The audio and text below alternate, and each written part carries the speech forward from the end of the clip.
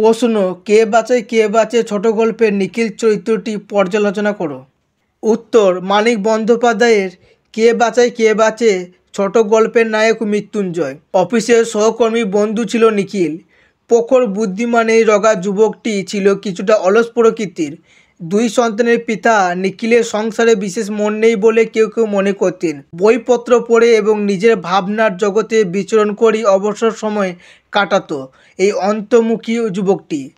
অফিসের সহকর্মী বন্ধু মৃত্যুঞ্জয়ের মাইনে নিখিলের থেকে সামান্য কিছু বেশি হলেও অন্য সকলের মতো নিখিলও তাকে বেশ পছন্দ করত। হয়তো তাতে কিছুটা অবজ্ঞা মিশ্রিত ভালোবাসা জড়িয়ে থাকতো, তবে মৃত্যুঞ্জয়ের মানসিক শক্তির কাছে নিখিল কিছুটা যেন নিস্তেজ ছিল। মাঝে মাঝে তার এই ভেবে আফসোস হতো যে সে যদি নিখিল না হয়ে মৃত্যুঞ্জয় হতো তাহলে মন্দ হতো না। এর থেকে মৃত্যুঞ্জয়ের প্রতি তার সহকর্মী নিখিলের মৃদু ঈর্ষার পরিচয়ও পাওয়া যায়। তবে নিখিল স্বার্থপর ছিল না। প্রতি মাসে 3 জায়গায় তাকে অর্থ সাহায্য পাঠাতে দেখা যায়।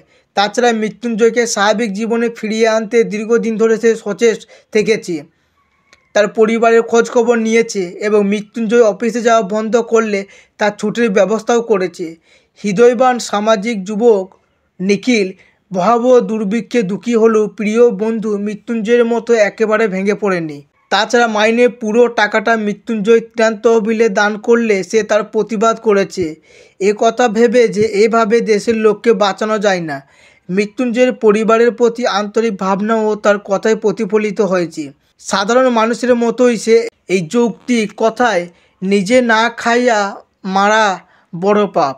সুতরাং চরিত্রের বিভিন্ন দিকগুলি পর্যালোচনা করে বলা যায় যে সে এই গল্পের হৃদয়বান এক বাস্তববাদী চরিত্র।